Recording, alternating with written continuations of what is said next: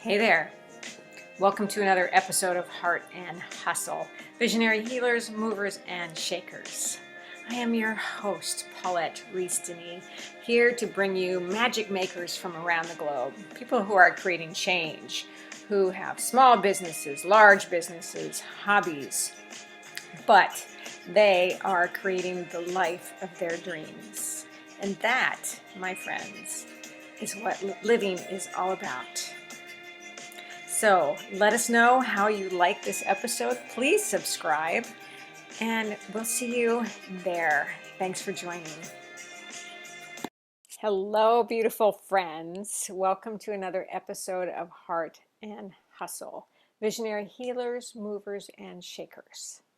I am your hostess, Paulette Rees-Denis, your magic maker and your movement motivator, passion instigator.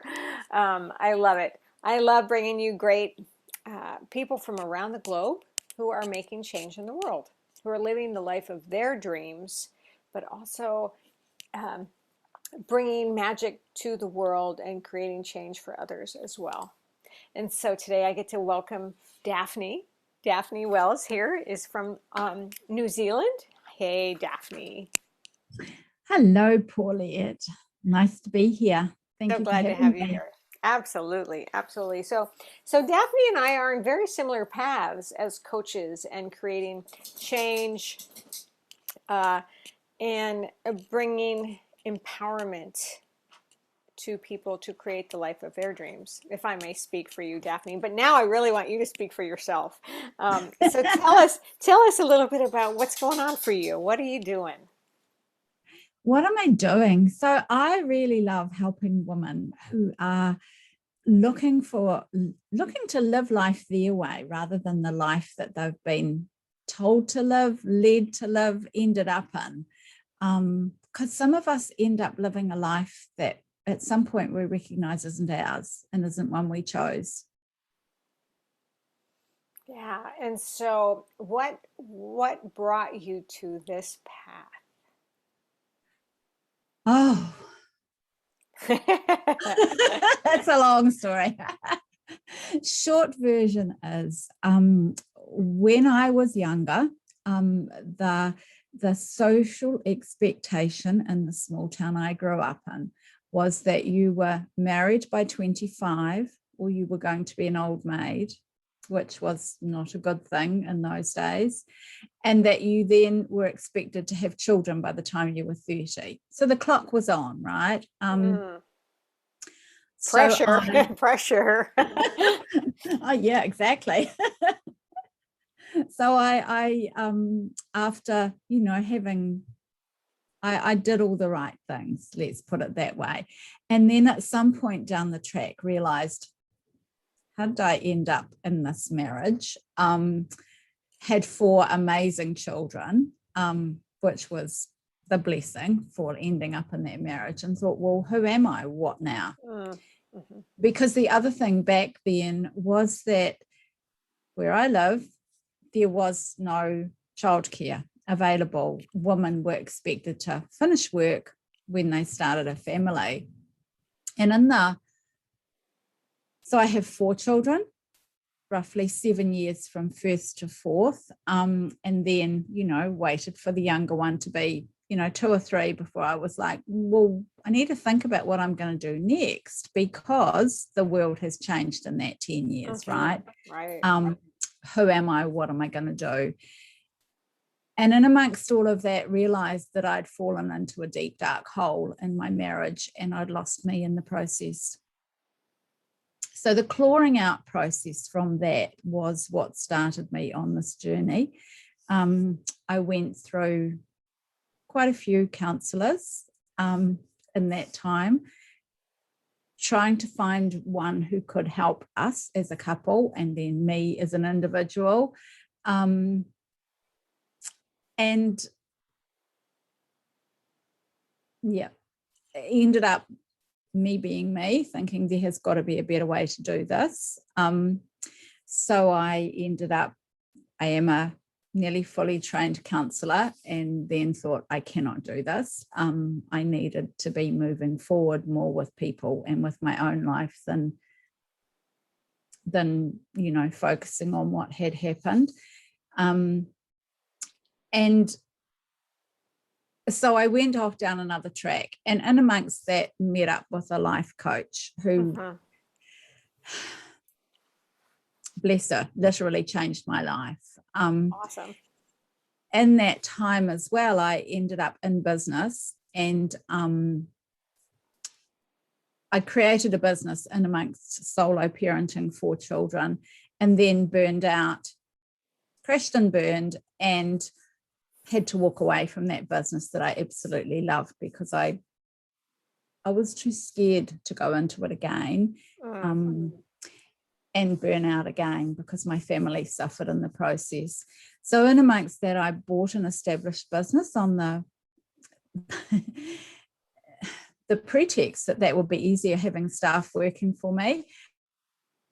In amongst that was engaged 3 different business coaches and sacked them all because they were shitting on me rather than coaching me, rather than guiding me, rather than actually working out, helping me figure out why I wasn't doing the things that in my head I knew I should be doing in my business to progress it. And in amongst that process, met up with this life coach who, as I said, changed my life. And at that point I thought, wow, if I could learn what she does, blend that with my business knowledge, because I have a business degree that I did in amongst 4 little children. And then, part of my wanting to be a counsellor was to help other women who ended up in situations like mine. And I was like, if I could blend all of this together, then I've got some really powerful magic to help women. So that was the beginning of my coaching journey. And now? So, well, one of the things that it sounds like you do a lot is help women step into their money. Yes. So tell me about that. So we as women, we almost repel money. We are not open to receive, a lot of us. And that, I don't know where that starts. It tends to be more of a female thing in my experience than a male thing. And there's a lot of work to be done, or we can do, to help women. I needed to do on myself with the help of coaches and mentors. And so I now help women feel as though they can do what they want to do and be paid well to do it, and go out there and do it, because really that's the path for women to create. Like, we don't want money for money's sake, women. We want money so that we have choices, so that we can choose whatever we want, which is my definition of freedom, so that we can provide the lifestyle we want for our family. Like, it's not about us and having money stashed away in a gold chest or in the bank. It's more about providing that lifestyle for our family and helping others, is where women's hearts come in.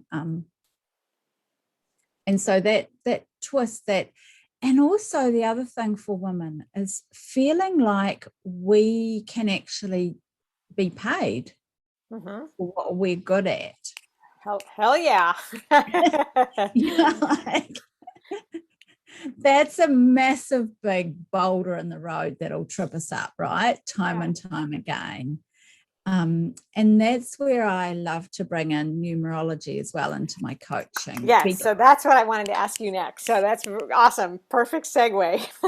Because, through the years, I've done countless personality tests, and it will label me as being something. I'll be like, oh, I don't like that. Or I don't see that in me. And I will always have always wondered whether if I answered the question slightly differently, I'd have gotten a different answer. Numerology is based on your date of birth. Yeah. You can't change that. And so what that does is it gives you radical permission to be who you were born as. Remember, we talked before about how society and our families, even though they love us to pieces, they do the best they can, and yet all of that conditions us to be who they want us to be, rather than who we were born as. And so our numerology tells us that. And it's validating. It gives us radical permission to actually step into our power, to become who we are here to be, and to do the work we're in the world to do. And it's so fun because when I was checking out your numerology assessment page and everything, and so I've been a tarot card reader and doing numerology and connecting it with the tarot. So I'm a 9, and in the tarot I'm the hermit. And then I was reading about what's stopping you from growing as a 9, and I was like, wow, okay, so this is, it's just a totally different yet so connected way of looking at, I love that. I love the numerology thing. So how did you get into that? So I got into that. I was just curious, and I had tried to learn astrology a few years ago, and I found that very confusing to understand. And I also was a little bit, well, if I don't know the exact time I'm born, or somebody else doesn't know that, then this is not accurate, right? And then I met up with numerology, and a numerologist did my report, and I was like, oh my goodness. It made me realize things about myself that I had always known and that had been squashed. So I'm a 4, which means I'm a natural leader. And when I spoke up in my family, spoke up at school, tried to step into those roles as a child, that was squashed completely.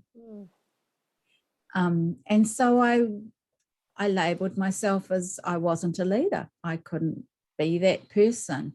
I'm very intuitive. When I, as a child, would say, I just know this is right, no one believed me. When I would, sense things or hear things, no one would, it was always just squashed, right? Now I have confidence. It's like numerology has given me the container to feel confident to be who I am. And so what I love about sharing it with other people is that it gives them that radical permission to be them, because it gives them a safe knowledge that this is who I am. This is not how I answered a question. This is not how I'm feeling today. This is actually who I am. And then I get to choose how I show up in that. Yeah. Awesome. And so do you obviously incorporate that into your coaching? Yeah. And a very helpful tool. And the other aspect that I really love about numerology and incorporating it into my coaching, is that, how we go through seasons of life, and we know that, each year we individually have our individual seasons that we go through. So we each go through 7 seasons in a year that are personal to us. And so when we know that information, we can then plan our year in business and in life to use that energy to help us. So then we're actually we're sitting on a raft and we're sailing down the river. We're not we're not working as hard as if we're paddling upstream against the energy that's flowing for us. So we can do that forecasting as well. So tell me what the 7 seasons are. So they align with the planetary seasons, and they start at your birth date, and the energy that comes for you personally changes each year. And it's all calculated numerologically. Okay, so I don't quite understand. So if there's 7 seasons, we're not talking about spring, summer, fall, winter. What are we talking? So we're talking Mercury, Venus, Mars, Gotcha. Jupiter, Saturn, Uranus, and Neptune. All right. And then, so not only do you work numerologically, is that a new word? Did I just make that up? Or is that right? Ah, it sounds like a word. But you work planetarily? So with numerology, Paulette, there's the what we call in the school that I learn numerology and practical numerology, which looks at your actual date of birth and your rolling number, which you're a 9 and I'm a 4. So that's your birth code, that's your personal code. So that layer of information is what a lot of people know as numerology. And that's what we can access online. When we do that, of course, we're not getting the personalization of that from working with a numerologist. So there's also this other layer, which we call advanced numerology. And that layer of numerology, it like packs on. So the ruling number, the birth code, says that there are 10 different birth codes. And so with advanced numerology, it's based on a deck of playing cards. And it goes right back to Atlantis. They have found in all the ancient civilizations these emblems. And so there are 52 cards in a deck. So there then become 52 birth cards that we all have as well. So we have our birth code, we have our birth card, and that all determines then these seasons that we have each year. Okay. I'm I'm half following you there. It's like there's layers upon layers upon layers. Sure. So numerology is like a lot of other well, as in know, studying all of the tarot, as is studying all of the astrological signs. I'm making up words left and right here today. You're doing really well. It is. It's like astrology. We can read our stars in the paper and we can get, very broad, or we can actually go to an astrologist and get it. Sure. Yeah. With tarot, there are layers upon layers of that as well. Absolutely. Yeah. It's like with any of these things, we can go as deep as we choose to. What I have found is that this way of doing your seasons, especially with women in business, entrepreneurs, it gives them real confidence that, wow, for this period of time, this is the energy that's here to support me. And I can use that. Yeah.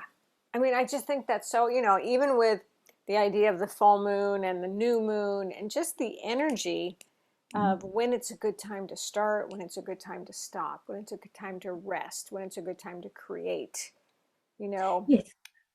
Just like planting seeds.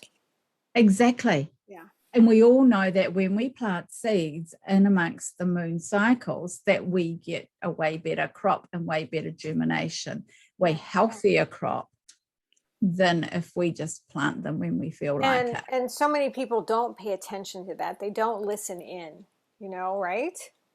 Right. And it's taking time to be quiet, to listen in, to feel the rhythms of the planet, to feel the rhythms of the earth, to feel the rhythms of ourself. Because we've been so inundated with noise. We have so much stuff. And that we just want to force this and force this and force this and force this. And when it doesn't happen, you think you're wrong. Yeah. But instead, change the timing, change the way you do it. Well, you can change the timing, or you can change the energy that you use to do it with, how you come at it, right? Yeah. So what I find with this beauty in doing the planning and forecasting of people's energy is that, because a lot of the women who come to me are at a crossroad. They're either looking to grow their business, so, change the trajectory of it, or they're looking to put a different spin on it, to add something new into it, or they're starting a new business. And so we need so much confidence to step into that new way of being, Mm-hmm. to service that, right? And to hold that energy, to create that. So when we can use the energy that the universe is providing for us personally and know that, okay, so this is a really good time for me to share my message, because that's what the energy is supporting me to do. And I have watched women, it's like, it's like a rooster walking around with his feathers fluffed, like he knows he's on fire, right? And so these women, it's like, well, the universe is telling me to do this now, is helping me do this now because of the energy that's here supporting me. I better step up and do it. Yeah. So it really gives them that extra layer of support. And if they have something already planned that is hard attached to a particular date, then we look at how we can use the energy that is there to help them do whatever it is they're committed to. Right. So that's so good. It's all such good, juicy stuff right there. I hope everybody's getting, clinging on to some of this good stuff. Everybody out there. So before we go, I just want to ask you, so that's kind of your work as a coach. Mm-hmm. And how about you? What do you do for yourself? Because I always love to talk about self-care. So self-care for me, every day, I live by the beach. So every day that I'm home, I'm out of bed and walking on the beach. That's part. It's like a walking meditation for me. It's my reconnect, my refresh, my exercise, my all of that combined in one. And then I continue that when I get home with, exercises and weights and yoga and meditation. So that's how I start my day. So how many hours is that? Oh, look, ideally it's 3. Perfect. I love it. If I'm really honest, and I will set my alarm to get up to manage to do that. Sometimes I do have to condense that a little bit, but I find that it's part of who I am. And like, it started off with when I stopped breastfeeding my youngest child. And he's 30 in another few months, so this has been going on for a few decades now. And I just kept waking up early because I'm an early bird anyway. Me too. When we're asleep, and I was like, wow, I could have some me time. I could go for a walk on my own. And it got to the point where I just had to do it. It was like, yeah. It was part of me. So that's a really big part of my self-care. Another thing that's really important to me is getting my hands dirty. So I love gardening and I grow a lot of what I eat. And so I do find that, if I'm away, I miss my weekly fix of getting my hands dirty, and I need to find some way to be out in nature to do that. So it's about that. Yeah. That connectivity with the earth, with nature.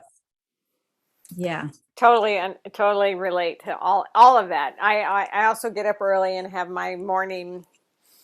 Got to have that. Got to be outside. Got to do my meditation, my journaling, my workout, my run outside. Have to go outside. And but because if I don't function. It's just, again, it's like what makes me feel really good, what makes my day successful. And so I can power through with beautiful creative energy instead of like that. I'm the same. Yeah. And if people don't get that, like some of that wording, some people just don't get, and I'll be like, I'm just not a nice person if I don't get my walk. You need to let me go for a walk. Right. Yeah. And then, I do have to say that when I lived up in Portland, Oregon for 28 years, I had big, beautiful gardens. And now I've moved to the desert and we can only grow a few things. And so I'm experimenting. I have a few tomatoes. I have some beautiful Swiss chard. I had one pepper, it's just like, it's not quite the same.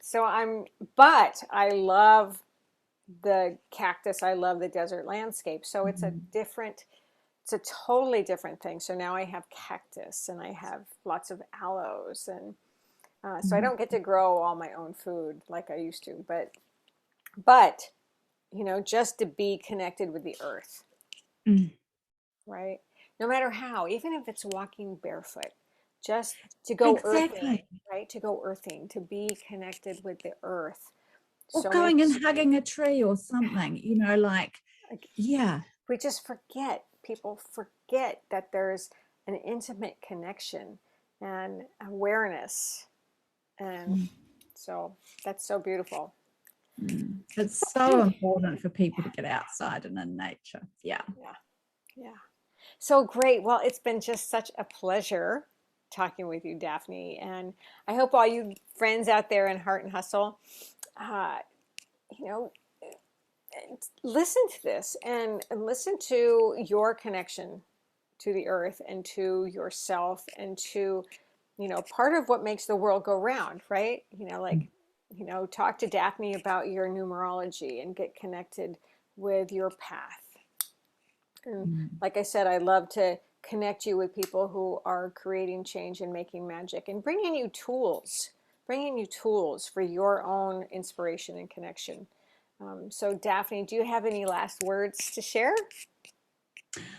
Well, if people do want to know more about me, they could pop on over to my website at daphnewells.com and grab that freebie that you were talking about Yeah. earlier. Oh So yeah, they can, that so they can numerology thing. find out what's stopping their success, and then, you know, jump on a book a free call with me so we can personalize Perfect. that answer for you. Yeah. And I'll put all that connection down in the blog. So you guys will And have just, that.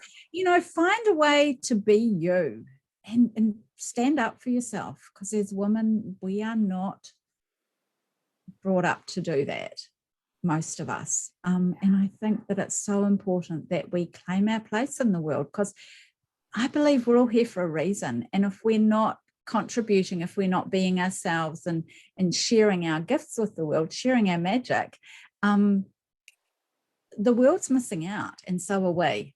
Right. And that's such a great point, because the world needs us just as much as we need to be in the world. Right? We need each other. We need to have a big, beautiful circle of empowerment and beauty and passion. Yeah. Yeah. All right. All right, you guys. Thanks again for being here with another episode of Heart and Hustle, Visionary Healers, Movers, and Shakers. Now in its 4th year. I am Paulette Rees-Denis, your movement motivator, your passion instigator, and your magic maker, your transformational creativity coach, along with Daphne Wells here today, all the way from New Zealand. And until we meet again, thank you for your support. Please subscribe and be part of this ongoing journey.